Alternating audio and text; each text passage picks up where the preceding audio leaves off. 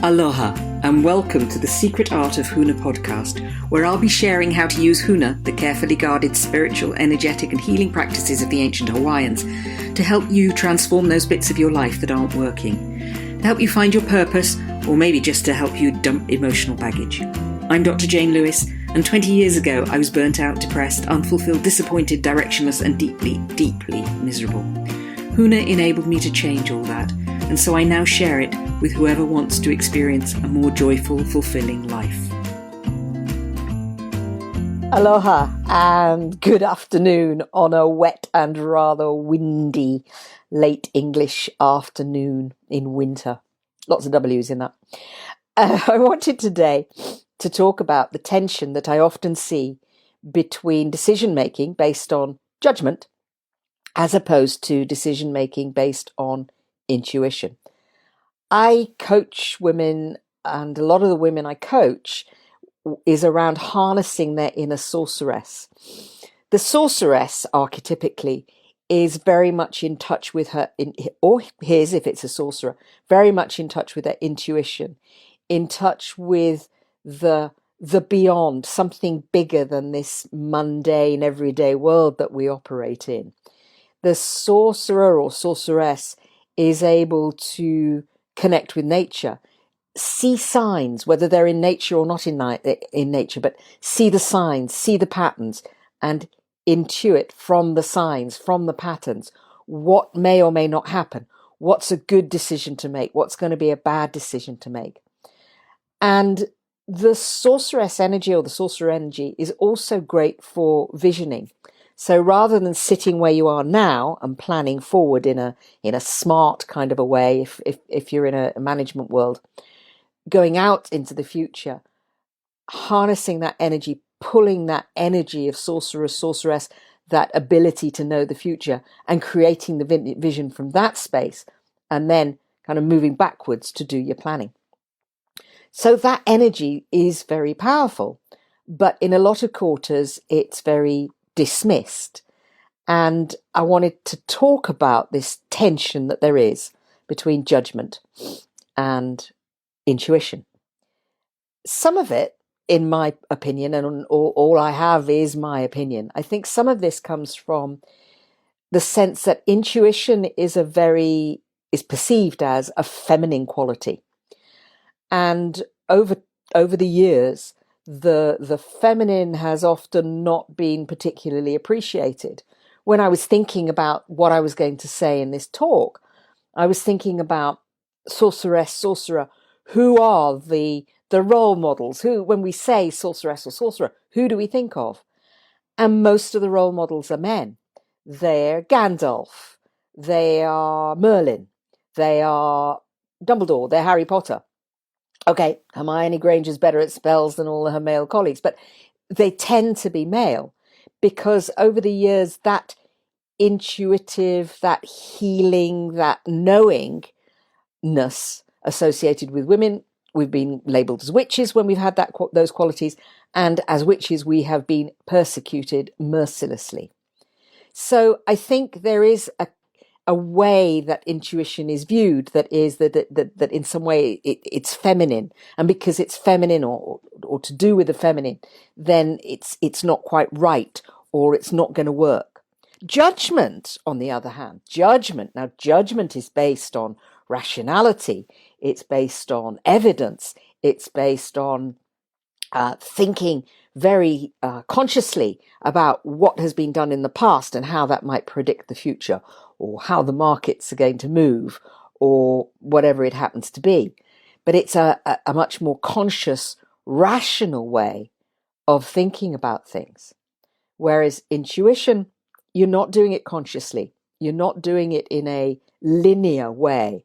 It's much more non-linear. Another thing that I find interesting about this whole thing is that when the Hawaiians, the ancient Hawaiians, when they talk about intelligence, they don't mean the intelligence of the left brain, the masculine intelligence, the intelligence of the left brain, the intelligence that fundamentally is said to underpin good judgment. For the Hawaiians, an intelligent person, the intelligent people, are the ones who trust their intuition, who trust their gut, who trust that inner knowingness, and they operate on the basis of what the gut and the inner knowingness is telling them. If you operate on principles of judgment, it tends to dictate a rather different way of living your life than if you're really putting your intuition first. Judgment tends to be much more, it's planning, it's next steps, it's goal setting. It's, right, I'm going to lay out this year. What am I going to do this year in order to make my business success or have a successful career? And it's going to be step A, B, C, and then because I've done A, B, and C, I can do D, E, and F, and so on and so forth. The intuitive path, what am I going to do this year? It has that much more fluid feel. It's a bit less boundaried in some ways. And for some people, it's downright scary because theoretically, at least, if we've evaluated all the possibilities and we've brought to bear all the evidence, then we increase the probability that whatever it is we're judging, the decision that we're going to take based on judgment will be the correct decision. Whereas if I just trust and tune into source and that inner knowingness in my gut, then surely I'm reducing the probability, the likelihood that my decision will be a good one. But actually, when you stack the two up side by side, where is the difference? We can't prove the future in advance of it happening. Sure, we can have economic models and we can do all that stuff. But actually, strong, powerful intuition is just as valuable. And there are men who use strong, powerful intuition. Warren Buffett, case in point. And the guy who created Walmart, he used to do this to find the ideal Walmart site. He'd go and travel around, fly over a place, and let his gut tell him where to site his new store. So it's not just women who have that access.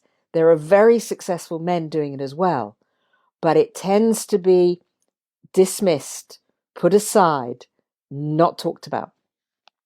So I'm curious to know how you view judgment and intuition, how the two of them work for you.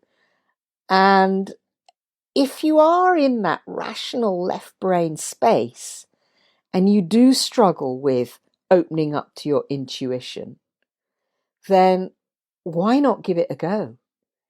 Because actually in the world there's a very clear place for both. It's not either or. There really is a clear place for both. So how can we bring the intuitive, the knowing, the depth of knowingness into our decisions? If you want to talk more, then do book a call. secretartofhuna.com/diary will find me. And I look forward to talking to you on a call or seeing you in the Facebook group very soon. Take care now. I hope you've enjoyed today's podcast. If you want to bring about rapid transformation in your life, check out secretartofhuna.com, where you can also download a free meditation to help you with self-forgiveness. You can also look out for Secret Art of Huna on social media such as Facebook and LinkedIn. I look forward to talking to you again very soon.